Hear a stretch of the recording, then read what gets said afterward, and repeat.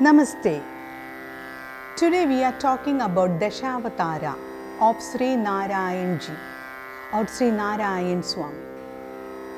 Sri Mahavishnu, Narayan Swami, Sri Narayanan, Srimat Narayanan, Srimat Mahavishnu, all are the incarnation of Sri Mahavishnu. So, we have to understand what it is. Dhashavathara.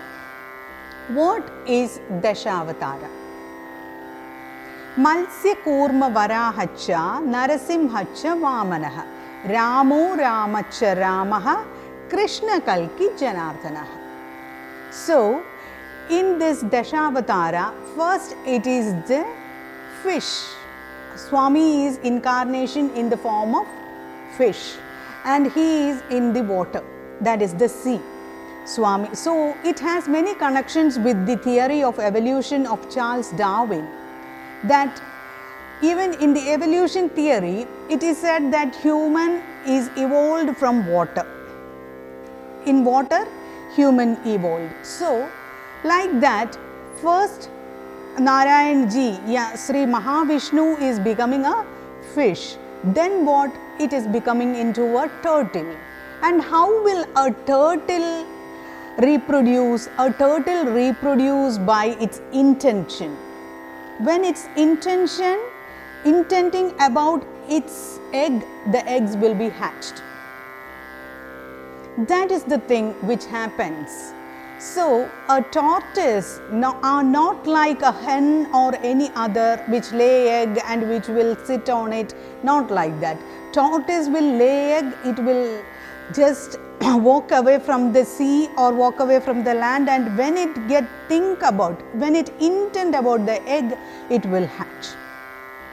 That is what is called the Sankalpa Shakti of a tortoise or a turtle, whatever it is. So, this is that. Fish, turtle, then Malsya Kurma Varaha. Varaha is the pig. Pig is always, we consider it as a nasty animal, but it is not like that, because in each and every body, in each and everything, there is God. And it is said that Yellam Tiganya Vastu Polum Tandar Magan Handa Chamachadundo.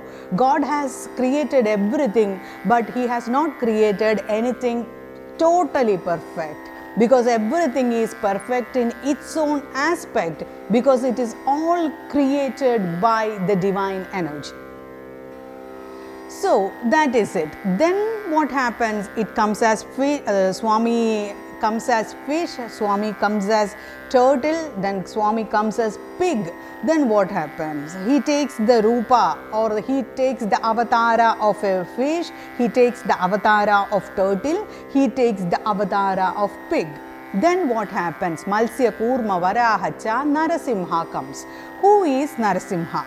Narasimha comes from a very auspicious thing of Sri Rama or our Vishnu, Mahavishnu, that when Hiranyakashipu, a rude ruler, was going to kill his son Prahlada, firstly what happens was Sri Mahavishnu in the form of Narasimha take the avatar, and he jumped to this cruel king and he will just kill that king, and this is called the avatara of Narasimha.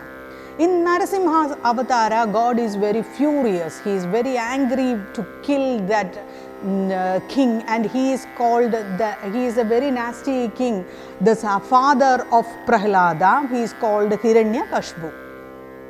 What happens is, when the king is killed, Prahlada got blessings from the that particular deity of Sri Narasimha. Then another part of this avatara comes, and the next part of the avatara is called Malsya Kurma Varahacha Narasimhacha Vamanaha. Vamana is the next avatar, and in Vamana's avatar, what happens is, Vamana is a small Brahmin boy. He comes in front of a king called Mahabali. He was ruling the state of Kerala. at that time. There were no state at that time, of course, but he was the ruler of Kerala. He was ruling the country, and this small boy called Vamana came in front of him and asked 3 feet of land, and he was ready, the king was ready to give the 3 feet of land. But what happened when this small boy, Brahmin boy, started taking the land? First comes Agasha, then Bhumi, then Patala. And what happens? The king had to surrender, and he asked the king to go to Padala. This is what is happening, because that king should be eliminated. So, for that purpose, this Vamana has came. And another avatara is Malsya Kurma Varahacha Narasimhacha Vamanaha. Then Ramo Ramacha Ramaha. 3 types of Rama. Who are the 3 types of Rama? That is, the first Rama, as we all know, is the killer of, or that avatara was born to kill Ravana. He is also a Daman king. And what happened when Ravana was killed by Rama? All the people will get justice, and Sita was taken from Sri Lanka. This is what the story of Ravana is. And next, the second Rama is Balrama, and Balrama was always supporting Krishna. He is a brother of Sri Krishna. Then the next Rama is Parashirama, and that Parashirama is the founder of Kerala. And what happened is, when he threw the axe, Kerala was formed. It is believed like that. And when Parashirama was in Kerala, he established a lot of temples here in Kerala, and all Tantra Shastra is based on Parashirama's theory. And also he had established many temples, it seems, and he had established lots of pilgrim places in Kerala. And he is very important for doing all those Pitru Tarpanas. He is the main deity, and he is a very high profiled saint. And so also this Parashirama is the founder of Kerala and founder of Tantra Shastra and founder of many temples throughout Kerala. So what happened is, in Rama and Lakshmana, we can say one thing. As Rama with Lakshmana, he won the war, and Ravana was not with the Vibhishana, and that is what the reason Vibhishana could not help Ravana, and he died simultaneously. So what our mythology says is, always the brothers should be united, because the brothers, when your brother support yourself, or when your brother is with you, you will win anything.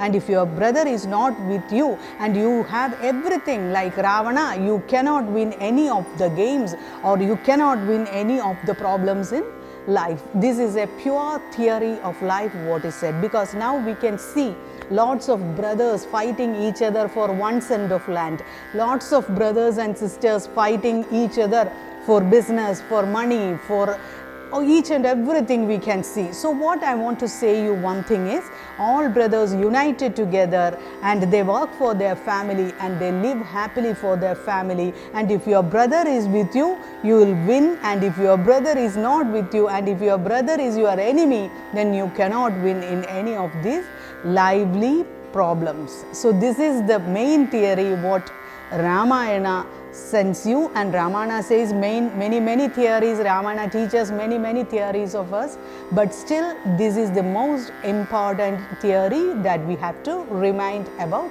Ramayana. The next is Krishna and Kalki. We know that Krishna was born to kill who? We all know Krishna was born just to kill his uncle, and that uncle was killed by Lord Krishna, and he was there to recite his Bhagavad Gita, and mainly Kamsavad is the prime importance in Krishna avatar, because Krishna was born to kill Kamsa, and then he had rendered a lot of rules and regulations, formats of life like Bhagavad Gita. Then Krishna is a real example for everything in our manual life, and he is an example for having a beautiful life with respect of our karma, because the thing is, when karma is done, we have to be happily do all the karmas. That is the Krishna Tattva, or the consciousness, or Krishna consciousness. What we all know is about Krishna. Krishna is a consciousness, and in Krishna consciousness, when a person is in Krishna consciousness, he can do anything, he can do all his duties joyfully, blissfully, happily. He can do all the duties in his life. And Krishna Tattva is a beautiful Tattva to do all the things with happy joy. At the same time, prime importance is given to your karma with joyfulness. Karma means your day-to-day duties to be performed with joy and happiness. Another is Kalki. As we all know, Kalki is not a normal avatara, because it is yet to come. All Krishna Bhaktas believe that Kalki will come, and we all know that Kalki is yet to come, and he is in a horse. He will be coming, and when he comes, as we all believe, the Narayana Bhaktas all will believe that when Kalki will come, the world will end and he will protect the world. This is all about our Dhashavathara, and let me once again repeat Dhashavathara, that Malsya Kurma Varahacha Narasimhacha Vamanaha Ramo Ramacha Ramaha Krishna Kalki Janardanaha. Thank you.